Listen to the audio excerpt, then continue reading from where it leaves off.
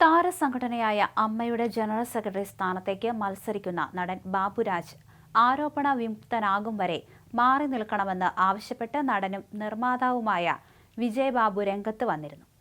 തെരഞ്ഞെടുപ്പ് മുറുകും തോറും ആരോപണ പ്രത്യാരോപണങ്ങൾ ഏറുകയാണ്. ബാബുരാജ് ചതിയനാണെന്നും അമ്മയുടെ ജനറൽ സെക്രട്ടറി ആകാൻ പറ്റിയ ആളല്ലെന്നും അഭിപ്രായപ്പെട്ട് സരിത എസ് നായർ കുറിപ്പിട്ടിട്ടുണ്ട്. തന്റെ ചികിത്സാ സഹായത്തിന് മോഹൻലാൽ നൽകിയ തുക ബാബുരാജ് വകമാറ്റിയെന്നും സ്വന്തം ലോൺ കുടിശ്ശിക അടച്ചു തീർത്തെന്നും സരിത ആരോപിക്കുന്നു.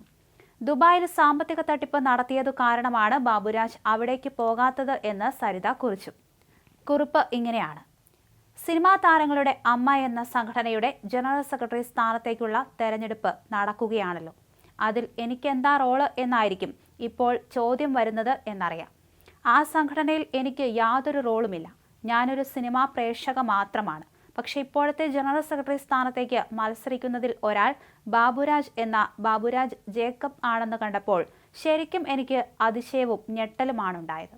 ഒരു സാധാരണക്കാരിയായ വളരെയധികം ബുദ്ധിമുട്ട് അനുഭവിക്കുന്ന, ചികിത്സയ്ക്ക് പോലും ശരിക്കും കഷ്ടപ്പെടുന്ന ഒരു അവസ്ഥയിലാണ് ഞാനുള്ളത്. ജനറൽ സെക്രട്ടറി സ്ഥാനത്തേക്ക് മത്സരിക്കുന്ന ഒരാൾ ചതിയൻ ബാബുരാജ് ആണല്ലോ എന്നതുകൊണ്ട് മാത്രമാണ് ഇനി അതേപ്പറ്റി പറയാതിരിക്കാനാകില്ല എന്ന് തോന്നിപ്പോയി. 2018-ൽ, അതായത് എനിക്ക് അസുഖങ്ങളുടെ പ്രാരംഭഘട്ടത്തിൽ നല്ലൊരു ചികിത്സ ചെയ്തിരുന്നുവെങ്കിൽ ഒരുപക്ഷെ ഇത്രത്തോളം ബുദ്ധിമുട്ടായി പോകില്ലായിരുന്നു. 2018-ൽ എൻ്റെ ചികിത്സയ്ക്കായി ശ്രീ മോഹൻലാൽ ബാബുരാജിനെ പണം ഏൽപ്പിച്ചു. ആ പണം എനിക്ക് എത്തിച്ചു തരാതെ വകമാറ്റി സ്വന്തം പേരിൽ ഉണ്ടായിരുന്ന KFCയുടെ ലോൺ കുടിശ്ശിക തുക അടച്ചു തീർത്ത് ജപ്തി ഒഴിവാക്കി. എന്നോട് മാത്രമാണോ എന്ന് ഞാൻ അന്വേഷിച്ചു.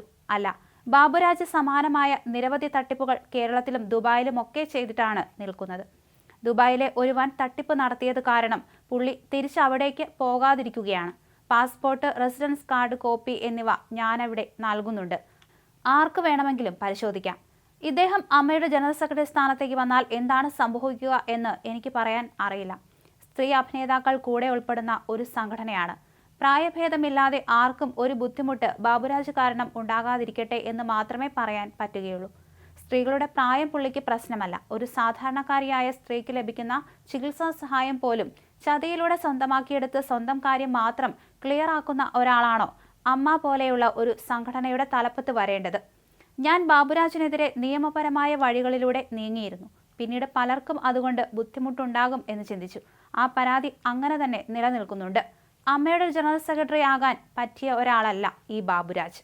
എന്തായാലും ബാബുരാജിനെതിരെ ശക്തമായി തുറന്നടിച്ചുകൊണ്ട് സരിത എസ് നായർ രംഗത്ത് വന്നിരിക്കുകയാണ്.